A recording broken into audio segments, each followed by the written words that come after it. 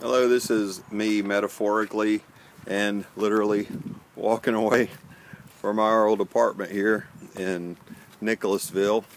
I just wanted to give an update and let you know what's going on with us.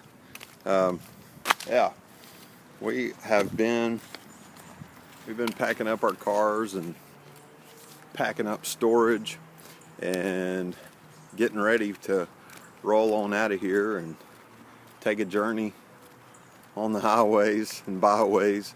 And we started by going on a camping trip this past weekend with our CC group, and it was pretty fun because all the people that our kids been going to school with all year were there, and we were able to hang out with them and visit with them. And there was one moment that I was kind of struck by, because I was explaining to a guy where we were what we were planning on doing, and explaining to him what the organic parables idea is, and the language that I was using reminded me of 2 Corinthians 10.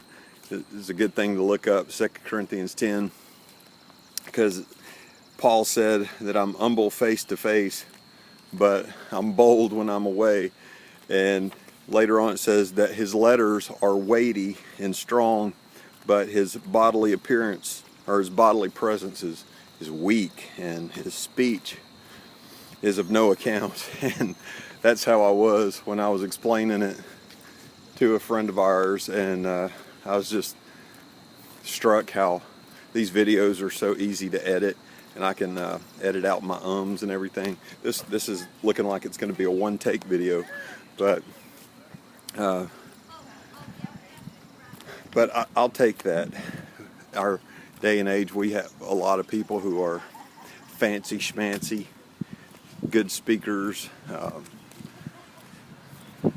polished, and I'm not one of those guys, and maybe that'll be to the glory of God.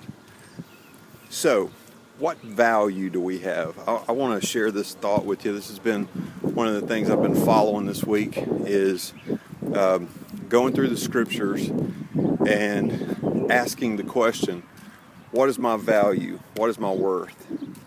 And it's been so good. And if you just think that when you're reading through the scriptures, it'll definitely pump you up and be good for you.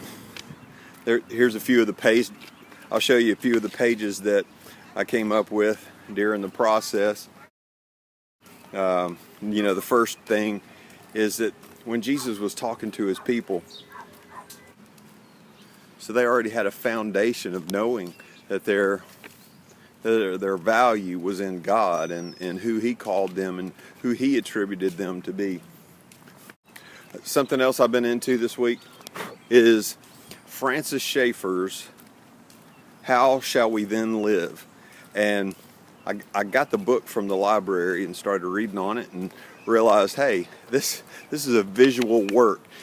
He's constantly referring to artworks, and it is a good video. I'll put a link to it here and let you check it out for yourself. But I recommend it because the main question is, how are we supposed to live in relation to knowing who God is? And he answers it by showing the arc of historical thought, the arc of traditional cultural thought, and how it was first shaped and then kind of lost by mankind because we were too focused on ourselves and our particulateness, our individuality, rather than the unity that was created by the hand of God. And so, check out that video. It's really good.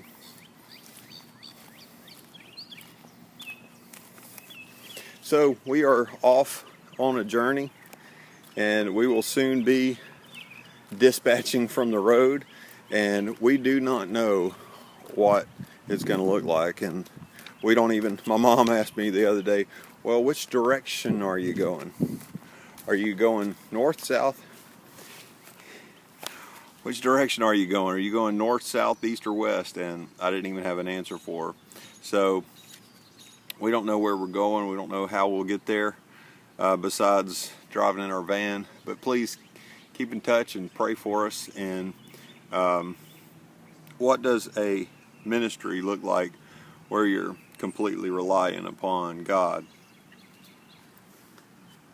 Lisa and I watched this show on Netflix, and the gist of his show was that he was completely relying upon the kindness of others.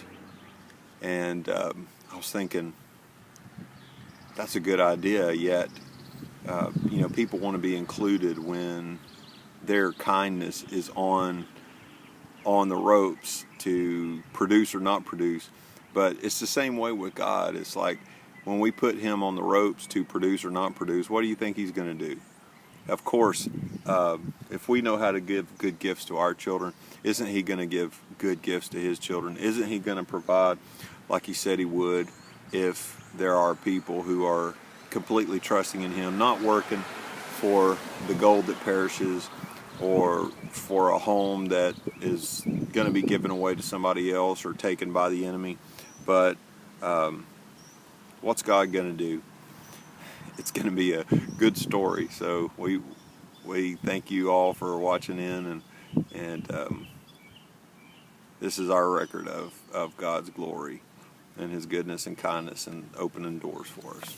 Won't be exhaustive, but it's kind of like when John the Apostle wrote in his gospel occurrence that if the wonderful things that God has done was written into the books, that the world couldn't contain the volumes. And so we're just kind of adding to the volumes. What does living by faith mean? A lot of churches will have you think that it means adhering to them, walking in their ways, doing what they tell you to do. But walking by faith is truly, it's kind of like when Jesus was walking around healing people. His faith was applicable to their life in accordance to what they needed. And I think we've lost that element of feeding off faith because of the packaging up of faith as a response to a church or a denomination of any sort. And that's a disservice to the great value and power that God has available to his children through faith. And when Jesus was walking around offering his power to heal, the question was, what do you want me to do for you? And they would answer, I want you to heal me. And Jesus always put that on the table, that according to your faith, let it be done to you.